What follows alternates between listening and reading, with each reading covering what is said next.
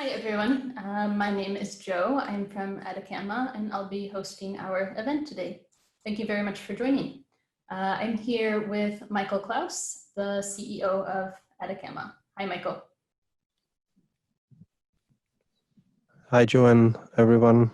I was muted, sorry about that.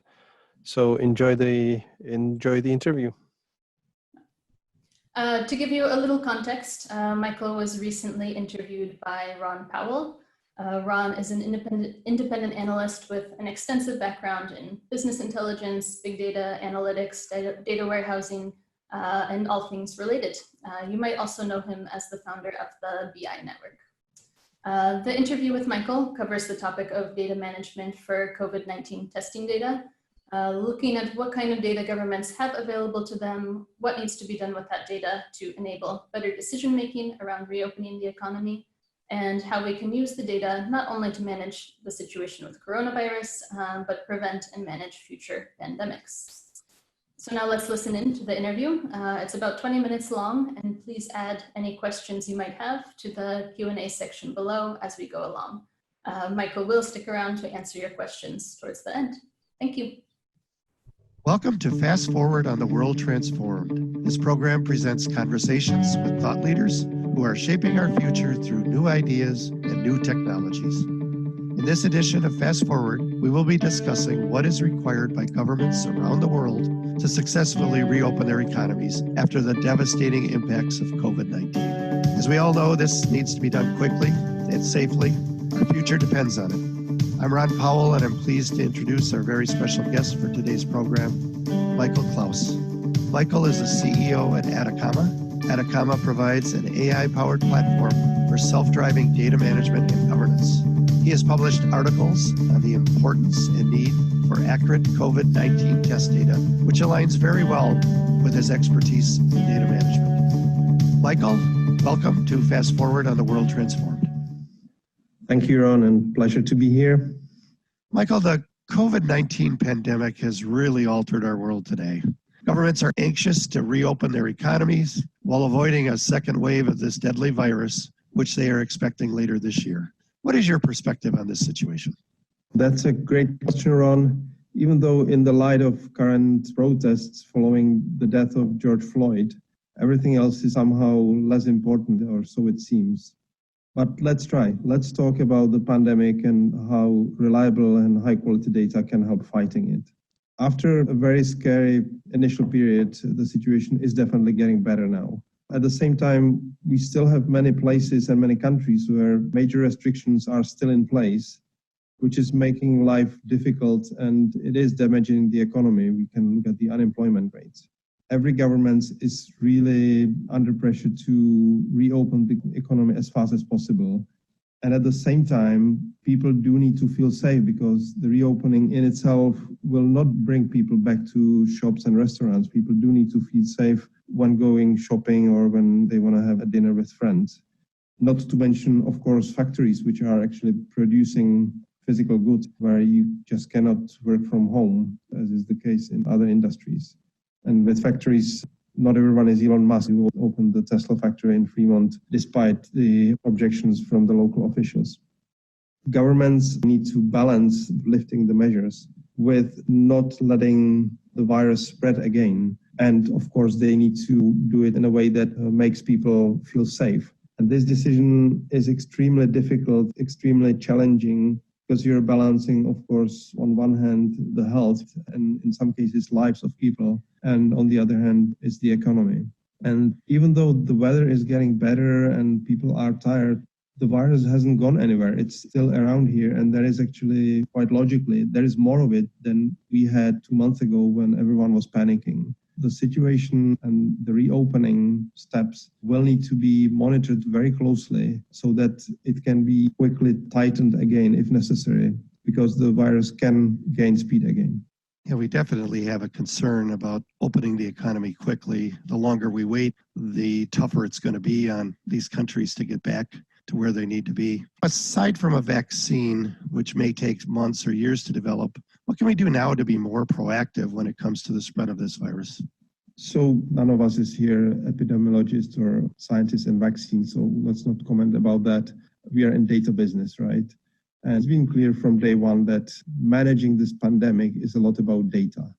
So what is needed is high quality, detailed, and ideal real-time data to monitor the impact of the reopening, but also in the longer term, we need this high quality data to model, the future, to feed the predictive data models. You make a very good point about having the data and being able to look at all this data in a consistent manner so that we can make the right decisions. When we look at when this pandemic first broke out, all these countries were looking at data from a different perspective and they were all making different decisions, and it seems somewhat disjointed. Some countries had a very good response and good result, where other countries had a very difficult time. Do you feel the governments have sufficient data to manage the reopening of the economy? And if not, what data is missing and why do you think it is missing? Well, some governments do have sufficient data, but it's really a minority of governments. Most of governments, including US and other major economies, simply do not have sufficient data. And if I was to describe what's missing, we need to dive a little bit deeper into what kind of data is needed, right? So one category is clinical data, such as number of patients in hospitals and ICUs, length of hospitalizations, comparison of this to health system capacity. This is something that health systems and governments have been kind of used to. So they have all this data, they have processes how to collect this data. So we are good on that in most countries, at least in most developed countries. Then you have a second category of data, which is kind of specific, not to COVID-19, but to this type of a virus. And it's indicators which reflect how fast the virus is spreading, whether it's spreading slowly or quickly, and in effect, whether it's under control or whether it's getting out of control. It's the so-called R0 coefficient, which you want to have below value of 1. Now, in order to calculate specifically this, you need data which is on one hand, of course, very kind of critical. On the other hand, it's data which is captured, collected, and to some extent processed outside of the established processes, established health systems. And this is the data that most countries are missing, or they have this data available on kind of very aggregate level and not as sufficient quality, and definitely not in real time or not in the right time. So we hear a lot about the importance of testing, and that with more testing, we can get ahead of the spread of the virus. Do you think that the current COVID-19 testing data is sufficient? And is it also reliable? Well, in short, it isn't. It's not reliable. It's not sufficient. The testing was, of course, a big topic from the onset of pandemic, but it was basically the only metric that are we doing enough tests, right? Do we have enough volumes? And I think we are kind of past that state. And now we need to focus on the testing data itself. And there, I think the situation is actually pretty bad. I came across an article by two researchers from Johns Hopkins School of Medicine. If you've been following them, they were one of the best institutions to get the data from day one, right, on the spread of the virus, even when it was only in China. Yeah, they also have that great map that everybody looks at every day. Data. Yep. So these two ladies, they just published an article very similar to what I wrote a couple of weeks ago about the poor quality of the testing data. Now, where is the problem, right? Why am I saying the data is not sufficient and reliable? Bear with me, we have to go a little bit into detail. Imagine what it takes to actually test a person and process the data. At the beginning, especially in the very kind of hectic, disturbing days, you had a lot of drive-through testing locations or in general temporary testing locations. I think by now we have less of these, but still the actual first contact of a potential patient happens at a point where only the swab is collected. Typically the testing doesn't happen there, right? There are many types of tests, but a big portion of the testing is not done at the point of contact, at the point where the swab or the sample is collected. Now, at that point, you need to actually also capture the data. You need to capture basically two types of information. One is personal, right, PII data, and the other is the data about the sample. Now, imagine the actual situation. You're going to have the test sample taken, or you are the healthcare professional. It's not a very pleasant situation, and probably the last thing you pay attention to is how precisely you're collecting the data, right? In some cases, they have some kind of electronic way to collect it. Some cases, it's even paper. Some cases, it's entered into a computer device, be it a tablet. Still, the health professionals are wearing the full PPE protection. So it's not an ideal situation to capture the data.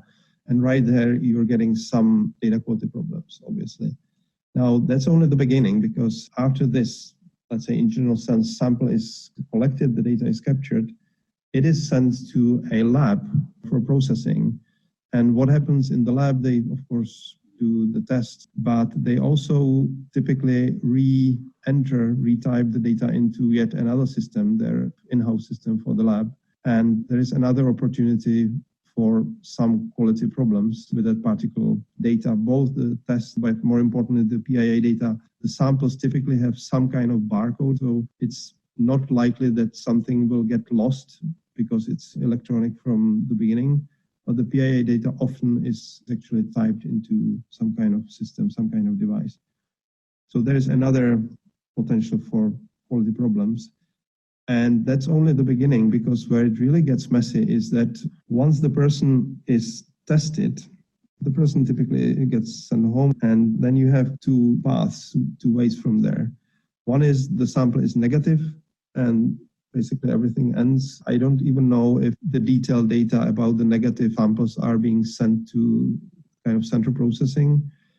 And when the person is positive, then it's very likely the person will be tested again and again and again, whether it's in hospital or elsewhere. And very likely this testing goes through a different path. Collection happens at a different point. The processing might take place in a different lab. So this way you're creating duplicities, or actually I think it's multiplicities. You can easily have up to 10 tests for the same person. And in most cases, let's say the labs and hospitals don't have a means to reliably identify that these tests, these 10 tests or samples belong to the one individual. So it's clearly a so-called mastering problem, and that's where it gets problematic. And we can see that when you look at what governments are reporting, they're typically reporting numbers of tests taken. Out of them, numbers of positives and negatives. They are not reporting numbers of individuals tested and positives and negatives. By the way, it gets even more problematic because some individuals, of course, typical healthcare workers and some other professions, get also tested repeatedly whether the initial test was positive or negative. So these were just few complications. There are more when capturing, processing the test data. And my estimate, because of all the typos and other problems and multiplicities, it can be that we get inaccuracy in general sense anywhere between 10 and 15% on testing data. But we have another perspective, and the perspective will be crucially important from now on. And it is the speed, how fast you can get the reliable, detailed data about every single test and person tested to the resulting statistics after the test happened, the person was tested. So in reality, ideally, you would want to get into real-time availability of this data. And we are not there. We are definitely nowhere near there. Well, when you talk about quality of the data and percentages of 10 to 15% inaccuracy or even 50% inaccuracy, that is a tremendous data quality issue. And without quality data, it's hard to make quality decisions. Yeah, absolutely. And as we mentioned previously, when we were kind of in the state of war with the virus, no one cares about details. But even now, after 2 months or a couple of weeks, it would have been great to have real-time detailed data, which you can slice and dice, as we all know from BI analytics. You would want to ideally be able to look at the statistics per region, profession, everything. All kinds of detailed analytics would be helpful. And this is only looking back, and you would ideally want to have this even looking forward using the data science or machine learning. And for all this, it's not enough to have the rough numbers, right? It's not enough to know we tested 20,000 samples, actually, not people per day. You need to know how many people you tested, how many were negatives, how many were positives, which locations, where do they live, what professions, etc. And we don't have that. And without that, the decisions that the government now need to be making about reopening and making people feel safe, it will be kind of blindfolded, right? And especially now, because as the situation is improving, the reopening is happening, there is a risk of new outbreaks, and the outbreaks will start as something small, something local. And if you're watching, number of tests per whatever state or something like this, it won't help you. It won't help you whether if you see that number of positive cases increased by 50%, by 50 cases a day, you don't know whether it was spread over 50 locations or whether it was one location, which is a guarantee for a new outbreak. So the detailed data is very crucial. So you really need this granular data because it really comes down to the number of people that are infected versus the number of tests, because the same person could be tested 10 times, 20 times, 30 times, and that just will confuse numbers. Absolutely. When I first started to look at the statistics, and coincidentally, I was in Sydney in February, and because of the proximity, I started to watch, the Wuhan numbers and everything. After a couple of weeks, it struck me it's a master data management problem, right? It's exactly that. So what can be done to improve both the availability and reliability and quality of the data needed?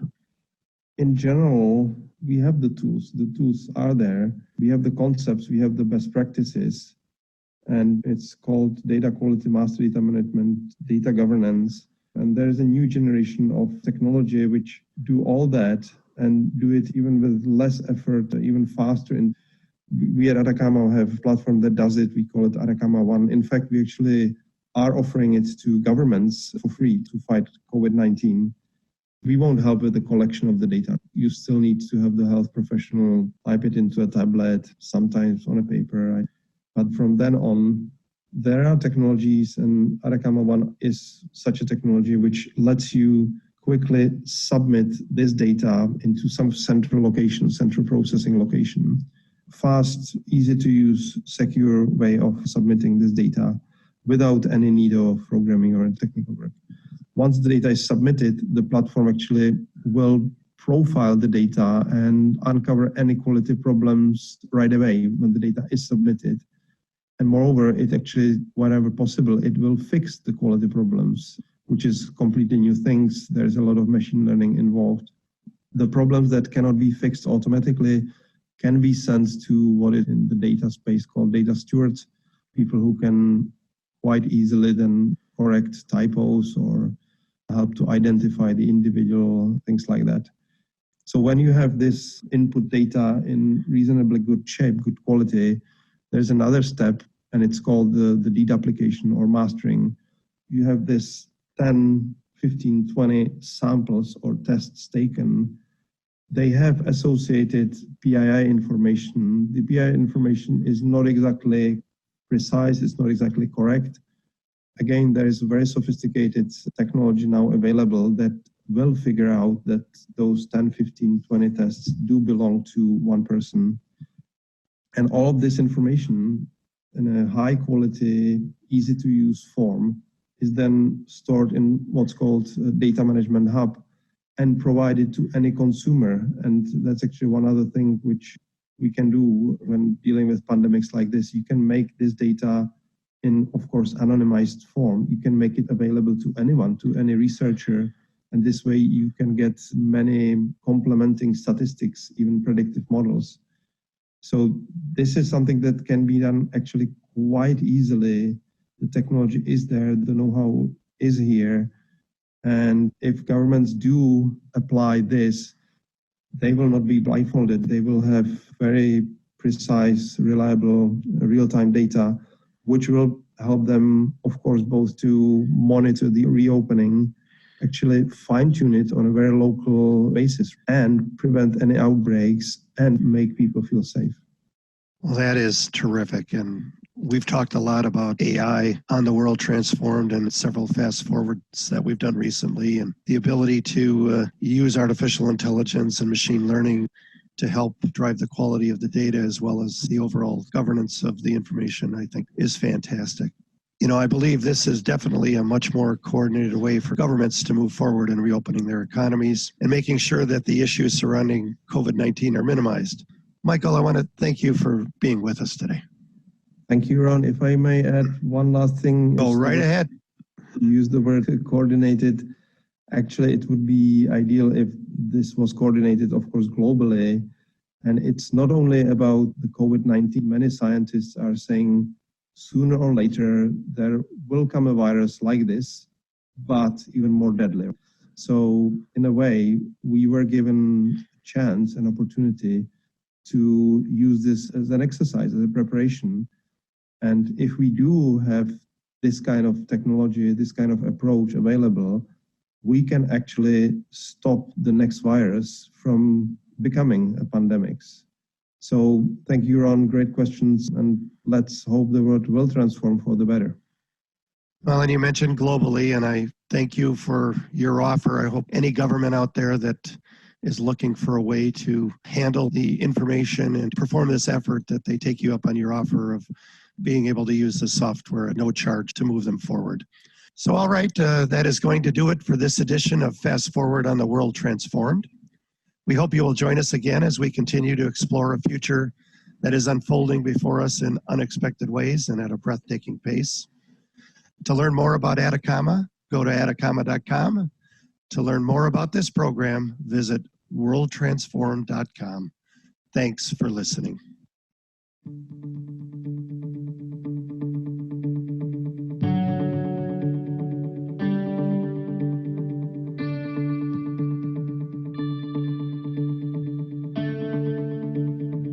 Okay, so thanks everybody who's joined us so far. It looks like we do have a couple of questions that were sent over, but before we get to those, we actually have a question for you. We'd like to ask you, what do you think? Do you believe your government organizations have the right kind of data governance and quality processes in place with regards to COVID-19 data?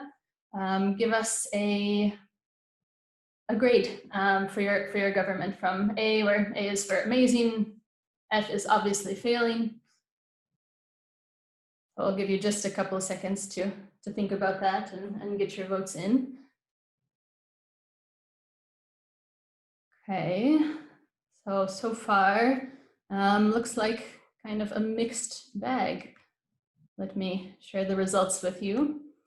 So you can see we've got a couple people more satisfied than others. No one thinks their government is outright failing, but no one is overly, let's say, impressed with the situation at the moment. Okay, so thank you guys for your input there. And now on to Q&A. And just a reminder, if you haven't had a chance to send over your questions, please do so now. Michael, we have you there with us? Yes, I'm here. Perfect. So we have one question. Why are you saying governments don't have sufficient data? There are thousands of charts and statistics circulating everywhere. It seems like we do have enough data. What do you think? Yeah. It might sound strange, but the way, and it's changing, and it does differ from country to country. But most countries, and even some of the most kind of developed ones, right? They're still gathering the data with pretty kind of big buckets, or harvesting it, not kind of individually, not on a detail level. If I give you an example,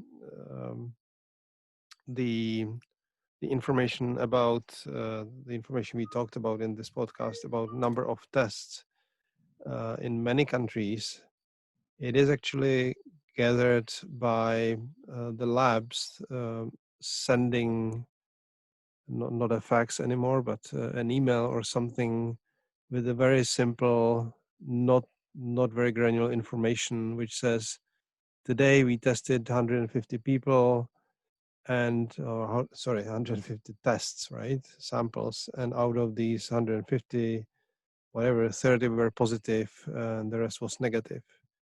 So it looks like there is a lot of information, but the granularity is definitely not sufficient. And maybe not in terms of how much data we have, but in terms of its quality, it's also pretty insufficient. And we have all seen some of the examples a couple of days or weeks ago with that report that World Health Organization actually used to make their kind of statement on the hydrochloroquine. And eventually we have learned that the report that they based it on was, if not fake, it was based on pretty insufficient data in terms of the quality. There's no missing evidence, missing a lot of tracking how the data was gathered, etc.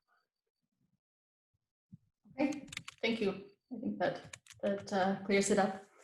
Another question we have: why do you think testing data is important? Isn't it sufficient to know the number of positive cases, of new positive cases?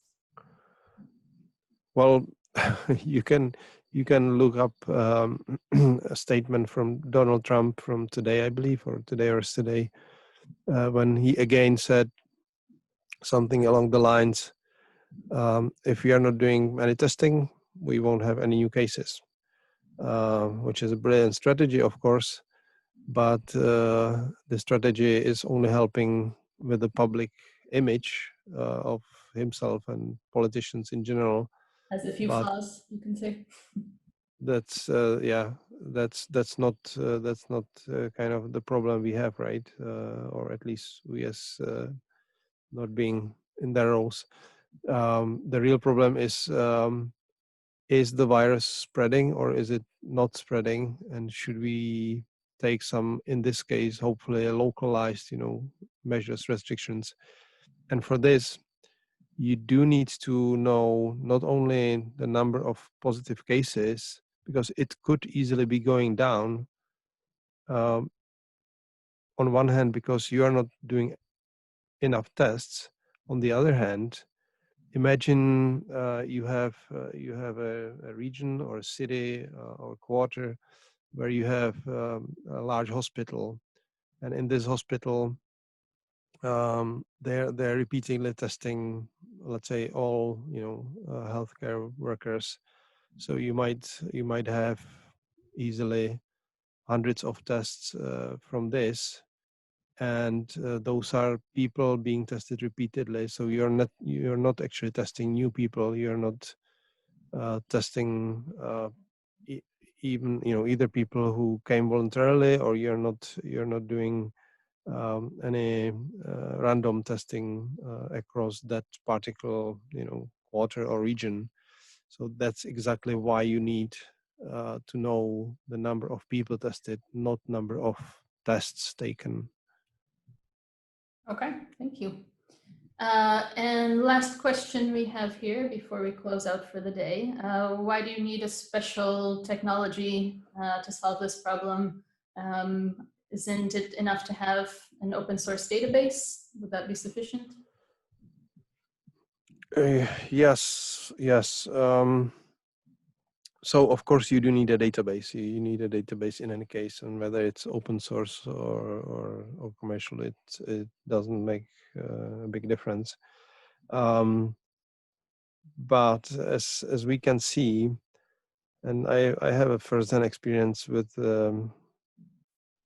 few institutions that are processing the data. So these institutions typically are very good at, let's say, the analytics phase of the assessment, right? Meaning they are pretty good at trying, figuring out what is in the data that they've got. They are pretty good actually at modeling what the situation will look like, and most of them have epidemiologists on their team, so they're also great at interpreting those results. Now, what they're typically not very good at is simply the data management and data management best practices. And it has evolved mostly in the commercial organizations. It has kind of developed, and one of the typical problems that many organizations are solving is a data quality and data governance and master data management. And that's why those organizations are investing in technologies and processes to make sure these three disciplines are under control. And let's say the data institutions, which are typically part of some healthcare system in governments, they are behind in this. And yes, you can kind of do the basic stuff with the database, and then you will end up basically spending probably many months or many years developing something which will be a very, very primitive version of the modern technologies that exist exactly to tackle this problem. Okay, thank you very much. So that's all the questions that we have for today. If you are curious to learn more about Ataccama and what we can do for your data and data management use cases, here you can see a few of the more popular of our coverage areas here on the screen. We'd love to hear from you, or if you'd just like to chat a bit more about what we discussed here today, that works too. You can reach our team at info@ataccama.com.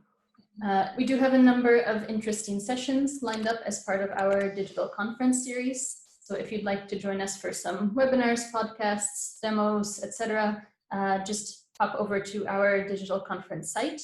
Our next session is coming up on June 25th, and we'll be talking about starting with data governance with limited resources and how you can leverage AI and automation to help your organization do more with less. So thanks once again to everyone who joined, and looking forward to speaking soon. Bye-bye. Thank you. Bye-bye.